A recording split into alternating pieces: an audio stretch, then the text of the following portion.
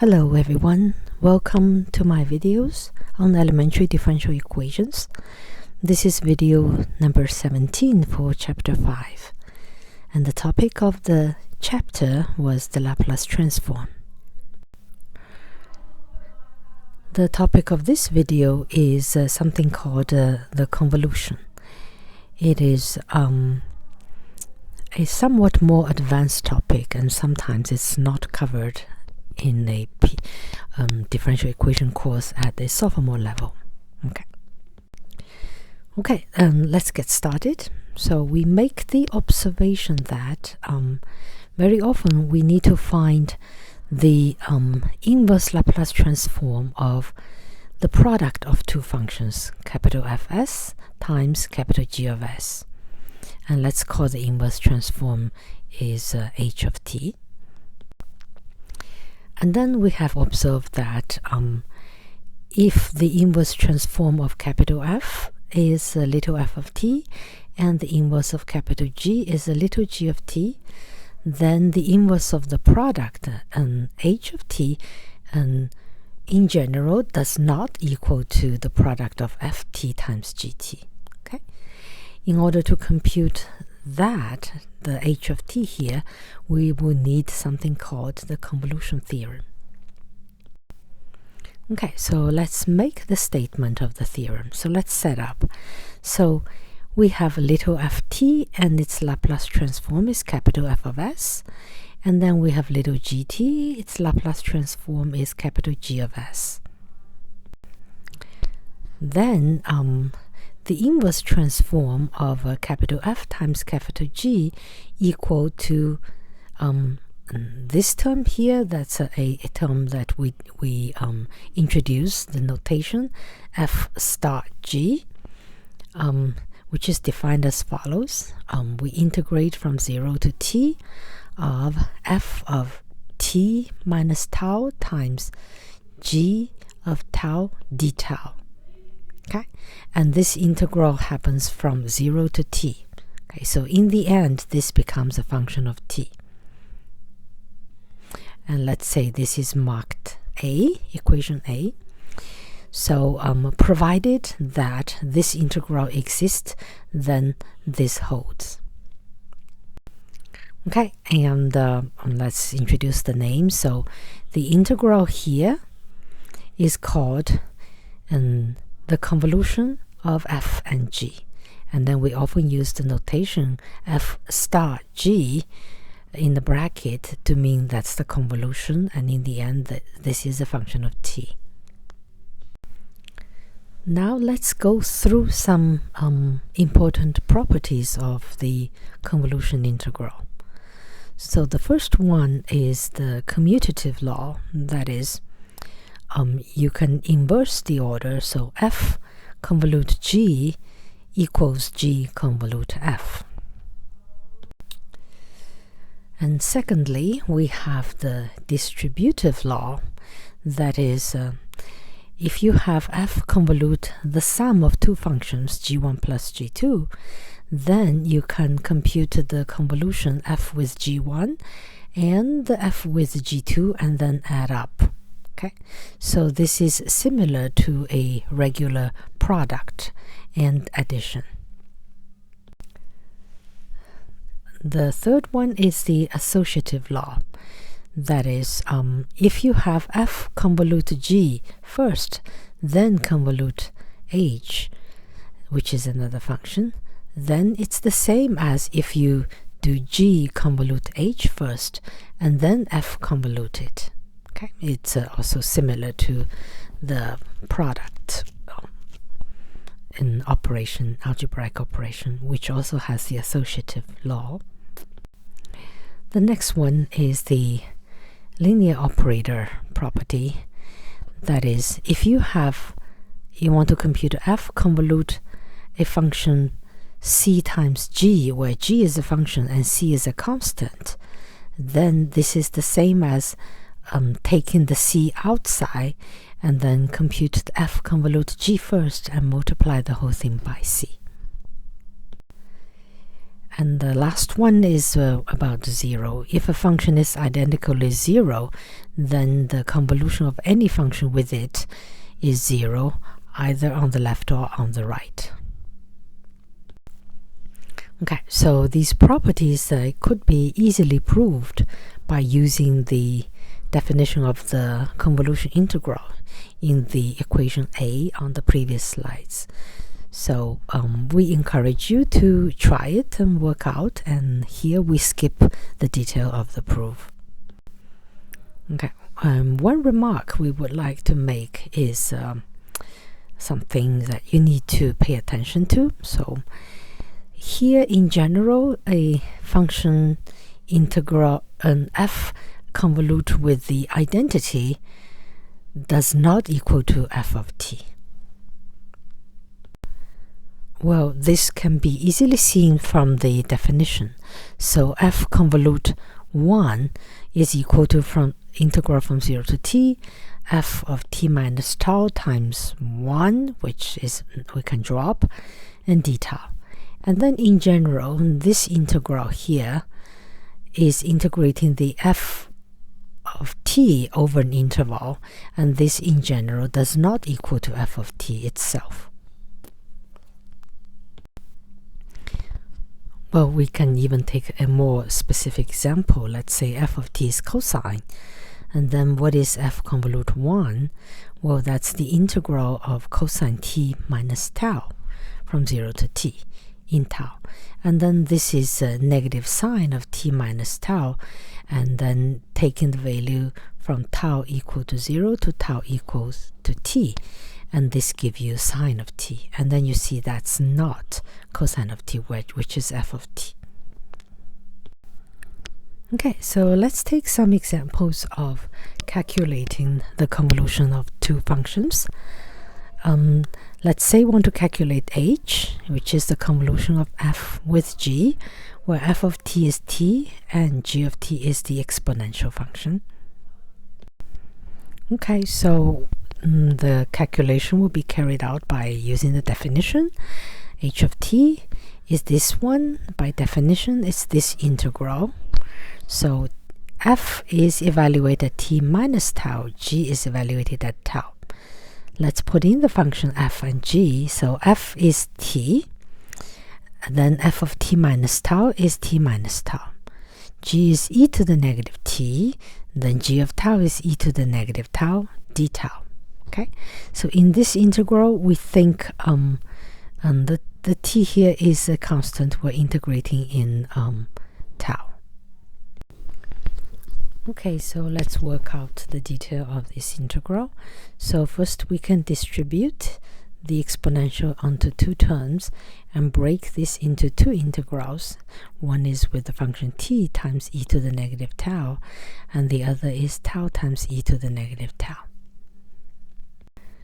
And then working out the integral, and this one will get negative t e to the negative tau, and then evaluate from tau equal to 0 to t, and the integral of this is negative coming from here, and the integral of that is negative tau minus 1 times e to the negative tau, and tau from 0 to t. And then we can plug in the left and right limit and calculate this and clean up terms, and we will just get t plus e to the negative t minus 1. Okay, so let's take this example to verify the convolution theorem. So the function f of t is t, and then its Laplace transform is capital F of s is 1 over s squared, and the g of t is e to the negative t, and then the Laplace transform g of s is 1 over s plus 1. And then we see that the h of t, which we computed here, contains three terms. We can easily take Laplace transform of each. So for t, we got 1 over s squared. For e, we got 1 over s plus 1. And then for 1 is 1 over s. Okay? And then we can write this into one term. We can join all the fractions together with the denominator s squared times s plus 1, and then this term you will get s plus 1, and then this term you will get s squared, and for this term you will get a negative s times s plus 1. Okay, and then clean up the numerator, you just get 1. Then you notice that 1 over s squared is exactly f of s, and 1 over s plus 1 is g of s. Therefore, you show that capital H equals capital F times capital G, and therefore h of t is the convolution, little h of t is the convolution of little f with little g.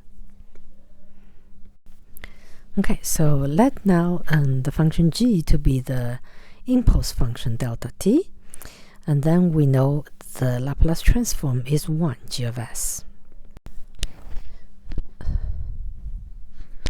Then we have the following by using the convolution theorem, that is the inverse Laplace transform of f times s is the same as the inverse Laplace transform of capital F times capital G, because it's just 1.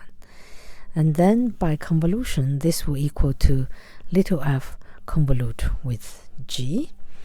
And if we plug in the definition, then that will be from 0 to t, this f function here times the delta function.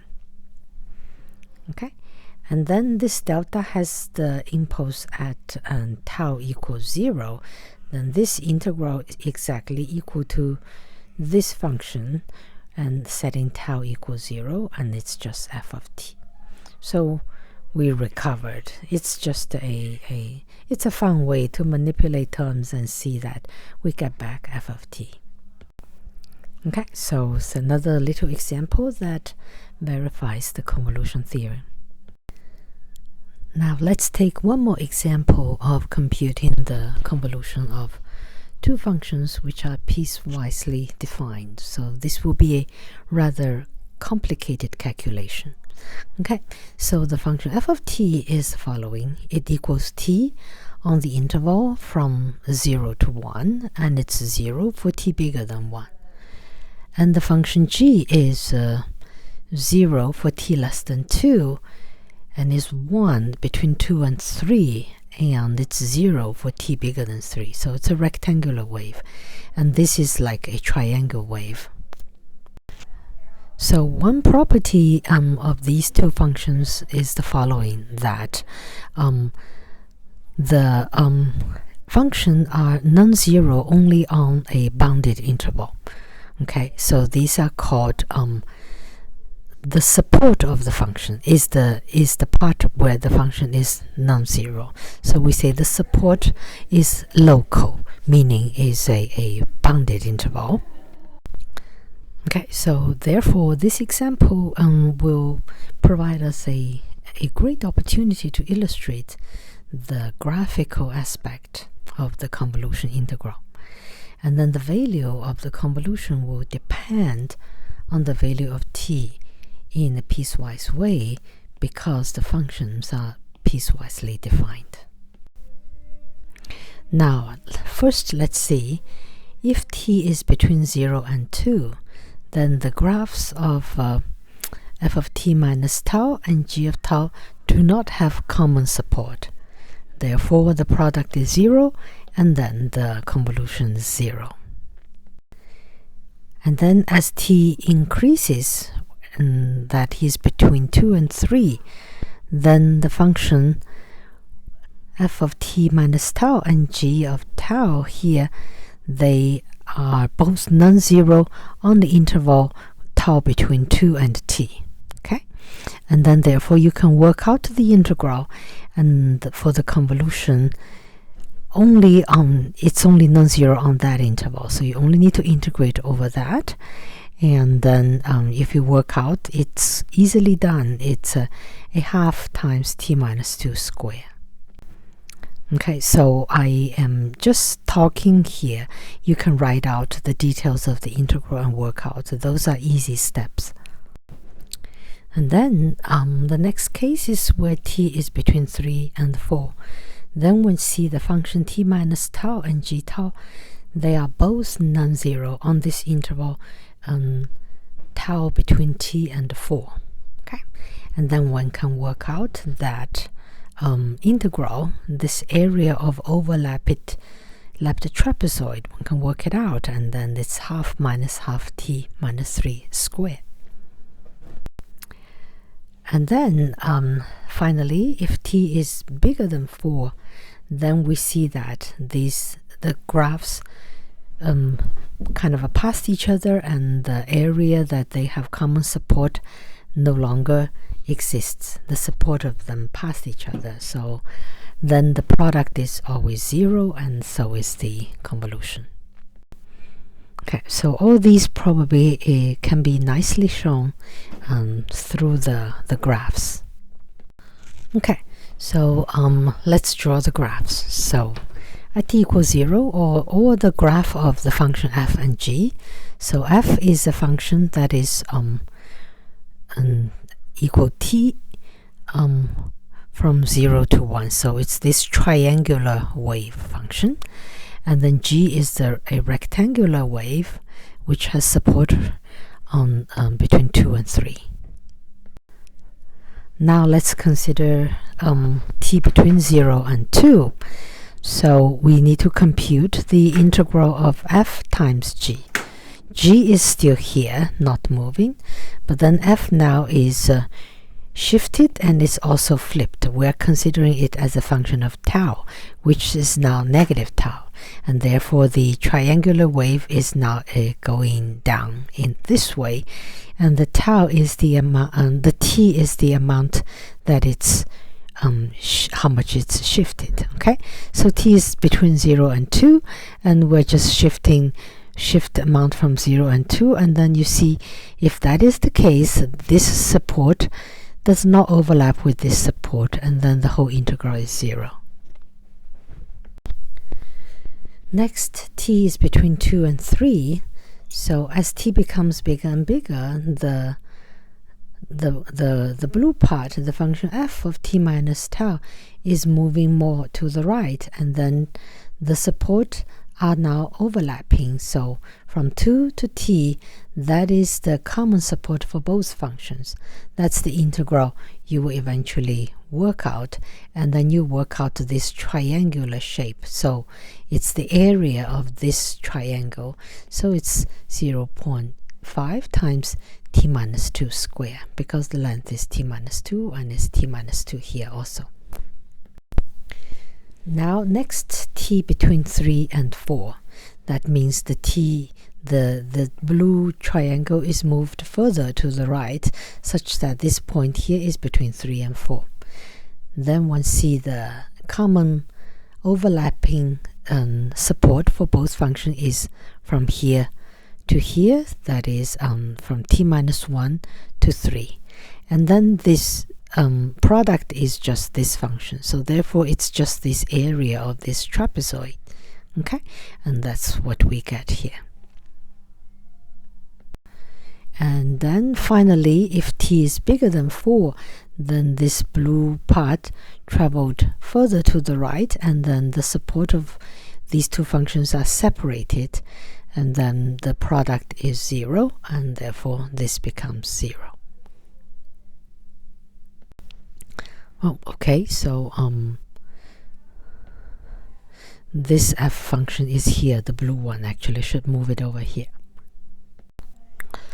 Okay, so we can collect the informations of the convolution integral value, and we can plot out the graph of f convolute g, and we see that from 0 to 2 it's 0, and then from 2 to 3 it's a polynomial function, and then from 3 to 4 it's also a polynomial, but it calms down, and then when it's bigger than 4 it's 0 again. Okay, alright, so in this video we went through several examples of computing the convolution integral, and we introduced the convolution theory, but we did not actually prove the convolution theory. And in the next video, we will give a proof for that. Okay, so I hope you enjoyed this video, and I'll see you next time.